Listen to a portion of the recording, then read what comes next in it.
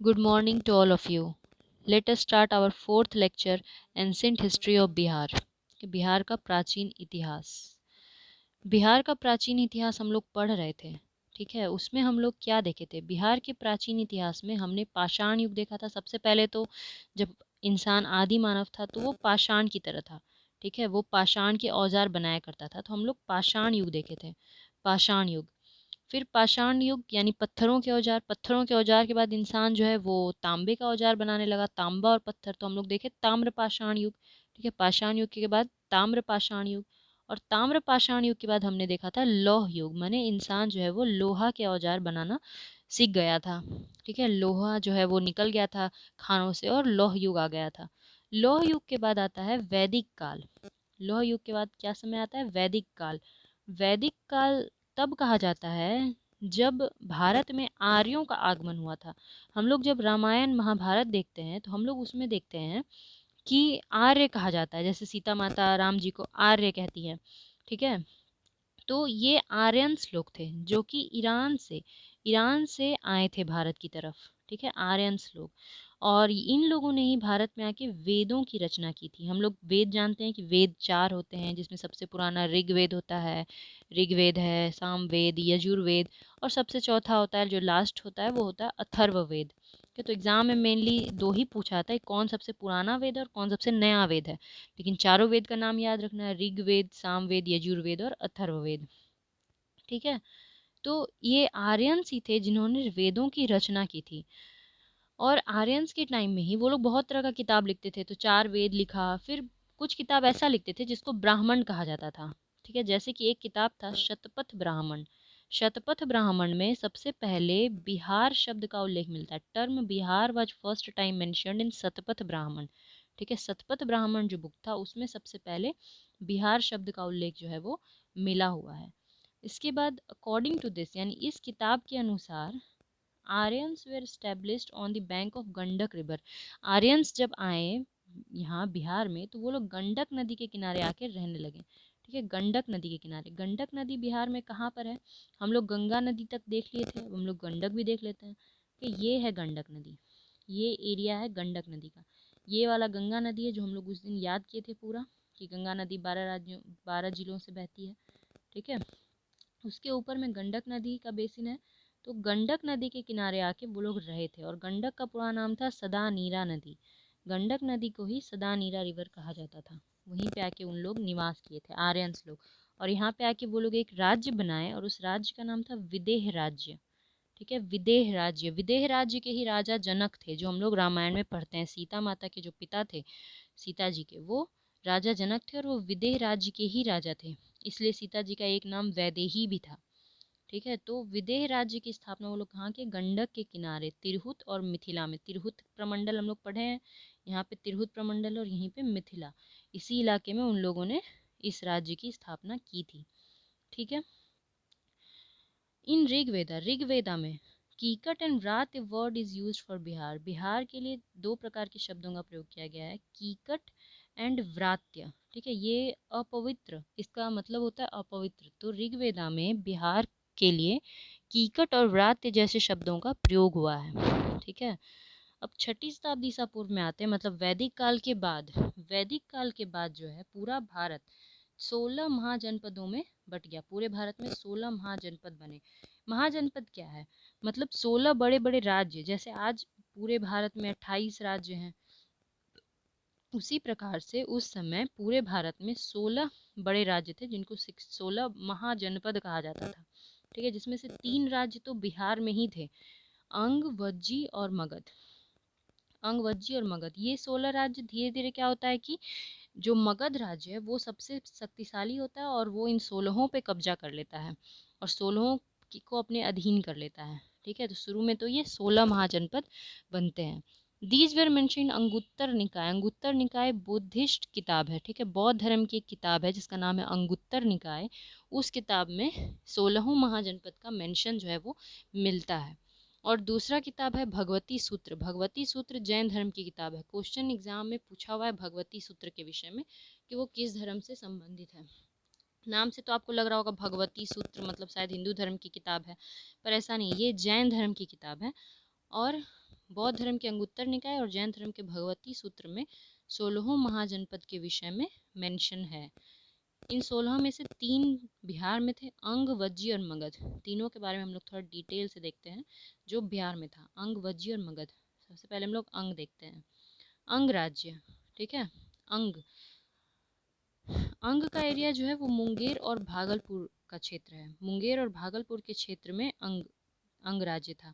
आप लोग अगर महाभारत देखे होंगे तो उसमें जो कर्ण थे उनको अंगराज कर्ण कहा जाता था, अंगराज कर्ण, क्योंकि अंग के राजा वही थे। कर्ण जो थे वो अंग के राजा थे, इसलिए उनको अंगराज कर्ण कहते थे, ठीक है। और वो एरिया बिहार का भागलपुर है। भागलपुर में और मुंगेर में अंग था। उसकी राजधानी चंपा थी, ठीक है, चंपा। इसका पुराना नाम मालिनी था, बाद में चंपा। ये क्वेश्चन पूछा जाता है, अंग की राजधानी चंपा, ठीक है। हुएन सांग जो कि एक चीनी यात्री था जो बाद में भारत में आया था, उसने चंपा को चिन्नपो कहा था। अपनी किताब में उसने चंपा के लिए चिन्नपो शब्द जो है वो लिखा है, क्योंकि ये चीन से आया था इसलिए इसने चंपा को चीनी नाम दे दिया, चिन्नपो, ठीक है। इसके बाद दूसरा हम लोग देखते हैं वज्जी। वज्जी जो है वो एक रिपब्लिक था, गणतंत्र। गणतंत्र मतलब कि वहाँ किसी राजा का राज नहीं चलता था। वहाँ पे जो है अ, सब गणतंत्र है, लोकतंत्र। जैसे आज लोकतंत्र है उस तरह से वहाँ पे था। जो जनता है वही अपने राजा को चुनती थी, ठीक है। तो वज्जी जो है वो एक लोकतंत्र था। ये क्वेश्चन बार बार एग्जाम में पूछा जाता है, ठीक है, कि लोकतंत्र में वज्जी का नाम आता है, ठीक है। और इसमें वज्जी जो है वो 8 सदस्यों से मिल रहा था। 8 राज्य, छोटे छोटे छोटे छोटे 8 गांव कह लीजिए या फिर 8 जिले कह लीजिए, उससे मिल करके वज्जी जो है वो बना था, ठीक है। जिसमें 8 में से जो सबसे फेमस था वो था लिच्छवी। ये तो मोस्ट इम्पॉर्टेंट एग्जाम में बार बार लिच्छवी पूछा जाता है, ठीक है। लिच्छवी गणतंत्र कहाँ था? बिहार। दुनिया का सबसे पुराना गणतंत्र लिच्छवी गणतंत्र, ठीक है। दुनिया का सबसे पुराना गणतंत्र है लिच्छवी गणतंत्र, जो कि बिहार में था। और लिच्छवी की राजधानी भी पूछा जाता है, जो कि वैशाली।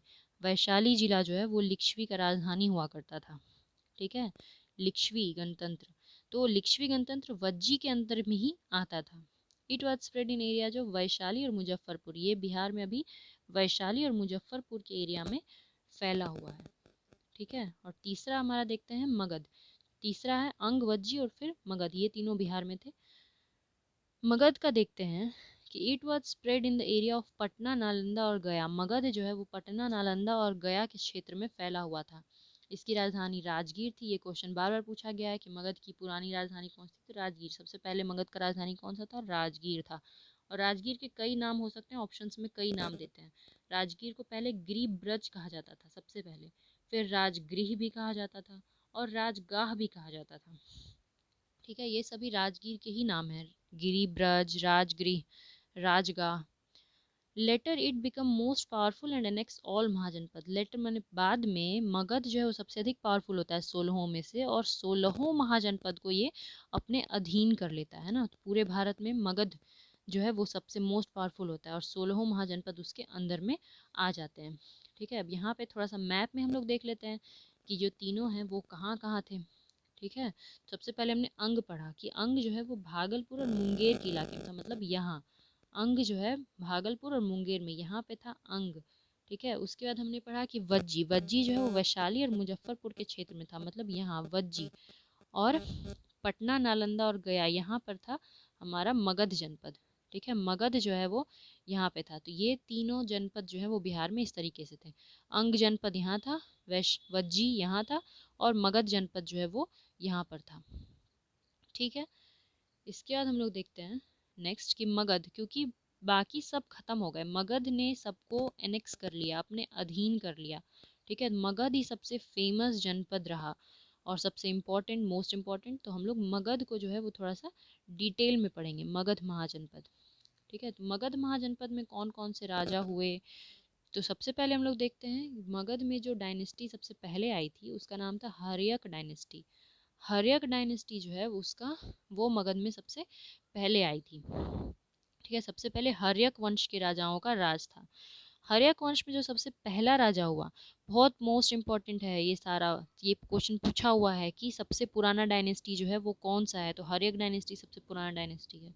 उसमें सबसे पहला राजा हुआ वो था बिम्बिसार, ठीक है। बिम्बिसार जो है वो फर्स्ट राजा था। ये भी पूछा है कि हर्यक डायनेस्टी का पहला राजा कौन था, तो Bimbisara, he was the contemporary of Buddha, वो बुद्धा का कंटेम्प्रेरी था। कंटेम्प्रेरी मतलब समकालीन, समकालीन मतलब कि वो बुद्धा जिस समय थे उसी समय वो भी था।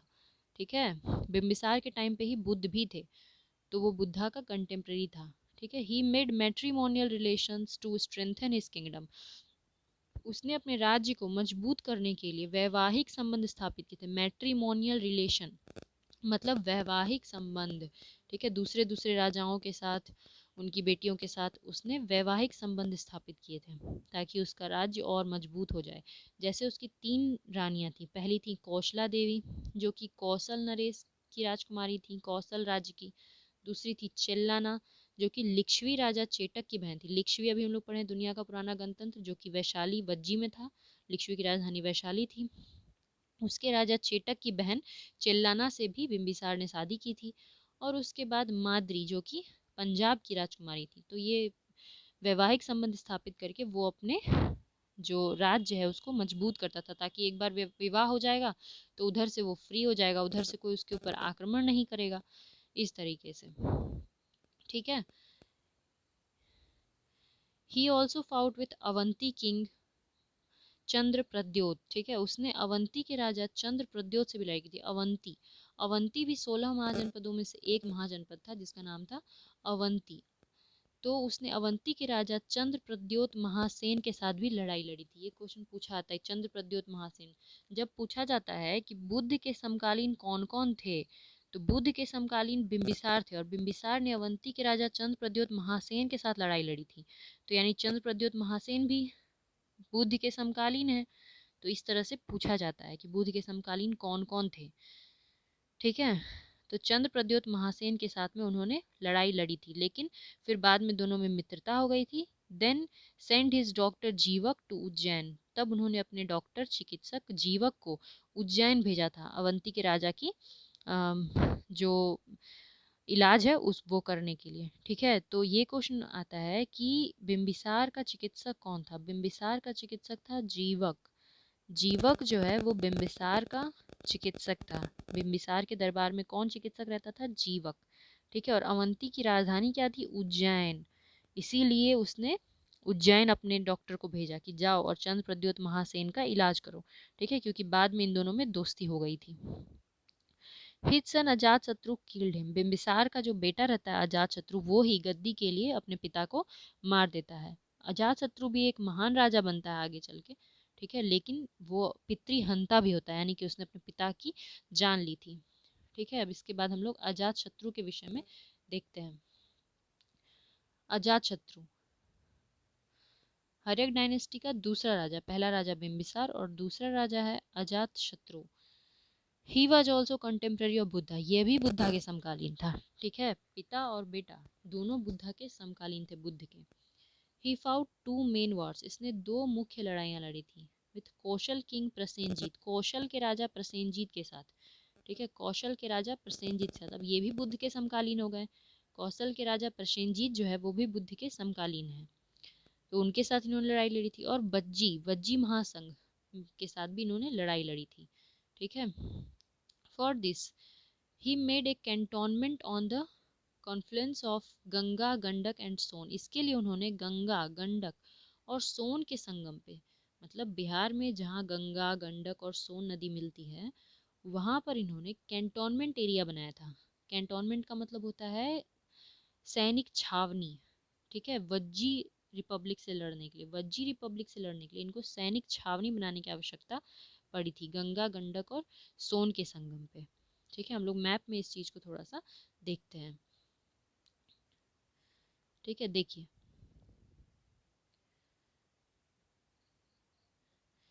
यहाँ देखिए, पटना, नालंदा और गया, यहाँ मगध है पटना नालंदा और गया में, और मुजफ्फरपुर और वैशाली इधर है आपको वज्जी, बीच में है गंगा नदी। ठीक है, तो गंगा नदी यहाँ पे है, इधर से गंडक नदी आती है, इधर से सोन नदी आती है। तो इसी जगह पे उन्होंने एक सैनिक छावनी की रचना की। ठीक है, सैनिक छावनी बनाया, कैंटोनमेंट बोर्ड, सैनिक छावनी क्यों बनाया था? ताकि वज्जी से लड़ाई लड़ सके। इधर मगध है और इधर वज्जी है, तो बीच में उन्होंने बना दिया कैंटोनमेंट बोर्ड ताकि उससे लड़ाई हो सके। ठीक है, सैनिक छावनी यहाँ पे बनाया था। इसी स्थान का नाम क्योंकि यहाँ पे सैनिक छावनी था, इसका नाम नाम हुआ पाटलीग्राम। ठीक है, पाटलीग्राम, जो कि बाद में बदल के पाटलिपुत्र हो गया।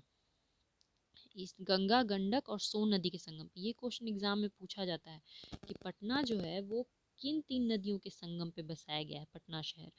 तो वो 3 नदी हैं, गंगा, गंडक और सोन नदी। ठीक है, और पहले उसका पुराना नाम क्या था ये भी पूछा जाता है, तो उसका पुराना नाम पाटलिपुत्रा था। ठीक है, उससे भी पहले उसको पाटलीग्राम कहते थे। कुसुमपुर भी पटना का ही नाम हुआ करता था पहले। ठीक है, हिज मिनिस्टर वाज वत्सकार, उसके मंत्री का नाम वत्सकार था। अजातशत्रु के मंत्री का नाम था वत्सकार। ही अरेंज्ड फर्स्ट बुद्धिस्ट काउंसिल इन राजगीर, क्योंकि इसकी राजधानी अभी राजगीर है, अभी इसने पाटलिपुत्रा को अपनी राजधानी नहीं बनाया है, ये तो वहाँ सैनिक छावनी बनाया था। ठीक है, राजधानी तो राजगीर है। इसीलिए जब बुद्ध की मृत्यु हो गई, इसी के टाइम पे, अजातशत्रु के टाइम पे बुद्ध की मृत्यु हो गई 483 बीसी में। ठीक है, जब बुद्ध की मृत्यु हो गई, तो बुद्ध की मृत्यु के बाद इसने क्या किया कि वहाँ पे पहला बुद्धिस्ट काउंसिल, फर्स्ट बौद्ध संगीति, पहला बौद्ध संगीति का जो अरेंजमेंट था वो इसने राजगीर में करवाया था। ठीक है, काउंसिल का मतलब होता है पहली बौद्ध समिति, यानी कि दूर दूर से बुद्धिस्ट लोग आए थे वहाँ पे और विचार विमर्श हुआ था। He made fort around the Rajgir, उसने राजगीर के चारों तरफ किलेबंदी भी करवाई थी, क्योंकि राजगीर उसकी राजधानी थी। ठीक है, मगध की प्रथम राजधानी राजगीर थी, और उसके चारों तरफ इसने किलेबंदी करवाई ताकि जो दुश्मन है उनसे बचा जा सके। ठीक है, इसलिए इसने पूरा किलेबंदी करवाया था।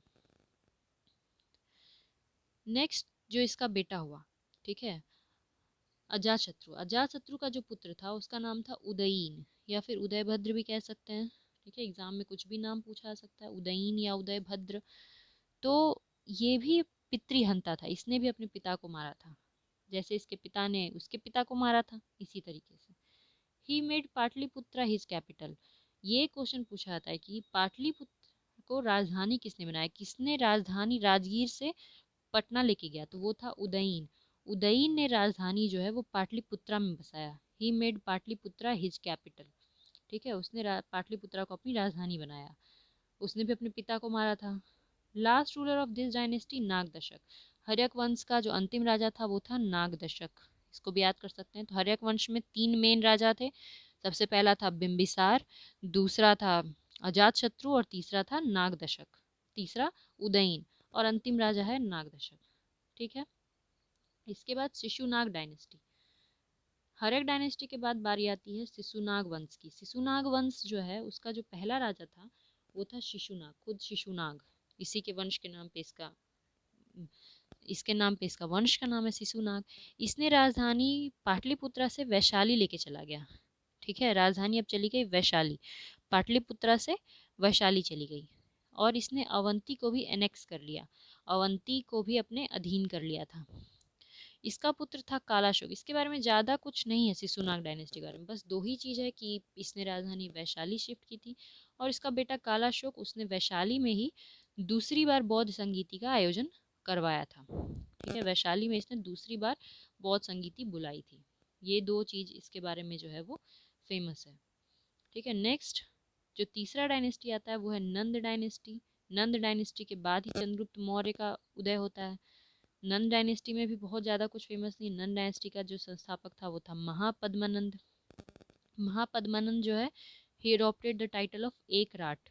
महापद्मानंद ने एक राट की उपाधि धारण की थी। ये मतलब कि बहुत ज़्यादा निरंकुश राजा था, बिल्कुल भी ये अपनी जनता की बात को नहीं सुनता था। ठीक है, और ये बहुत ही एबल था, एबल सैनिक था, यानी कि बहुत सक्षम था। इसने अपने राज्य को दुश्मनों से बचाया था, पर ये जनता के लिए उतना अच्छा नहीं था। ठीक है, इसका पुत्र था धनानंद। धनानंद जो है वो सिकंदर का कंटेम्प्रेरी था। सिकंदर, जिसको कि इंग्लिश में अलेक्जेंडर द ग्रेट भी कहते हैं, हिंदी में सिकंदर महान। तो सिकंदर का समकालीन क्वेश्चन पूछा जाता है कि कौन था जो सिकंदर का समकालीन था, तो वो था धनानंद। महापद्मानंद का पुत्र धनानंद सिकंदर का समकालीन था। ठीक है, जब सिकंदर भारत पे आक्रमण करने आया था, कि सिकंदर की इच्छा थी कि वो पूरा दुनिया को जीत ले, तो इसके लिए उसको भारत को भी जीतना था। तो जब वो भारत की तरफ आया तो भारत में उसमें धनानंद राज कर रहा था। ठीक है, और धनानंद के पास थी हाथी सेना, एलिफेंट आर्मी, जिसको देख के सिकंदर की सेना जो है वो डर गई। सिकंदर की सेना में घोड़े वगैरह थे और वो हाथी को देख के डर गए थे। जिस कारण से सिकंदर की जो सेना थी refuse to cross Beas river, वो लोग व्यास नदी को नहीं पार किया, वो लोग व्यास नदी को पार करने से मना कर दिया सिकंदर की सेना ने, ठीक है। और वो लोग व्यास नदी से ही वापस चले गए कि नहीं, व्यास नदी के बाद तो धनानंद का एरिया था और वहाँ पे एलिफेंट आर्मी है, तो ये कह सकते हैं कि सिकंदर की सेना धनानंद की सेना से डर गई, धनानंद की सेना में एलिफेंट की आर्मी थी और वो लोग वापस चले गए। वापस जाने समय सिकंदर जो है उसकी मृत्यु बेबीलोन में हो जाती है, भारत से वापस लौटते समय ही सिकंदर की मृत्यु हो जाती है, कहाँ, बेबीलोन में, ठीक है।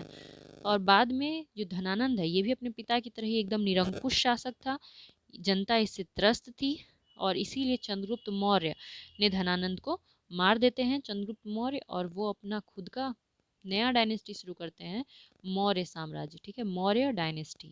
चंद्रगुप्त मौर्य जब धनानंद को मार देते हैं और मगध के सिंहासन पे बैठते हैं तब शुरू होता है मौर्य डायनेस्टी, जो कि दुनिया का हम लोग भारत का हम लोग पहला कह सकते हैं कि पूरे भारत पे शासन करने वाला डायनेस्टी था मौर्य डायनेस्टी, जिसके बारे में और भी डिटेल से हम लोग जो है पढ़ेंगे। ठीक है, आज के लिए इतना ही, धन्यवाद।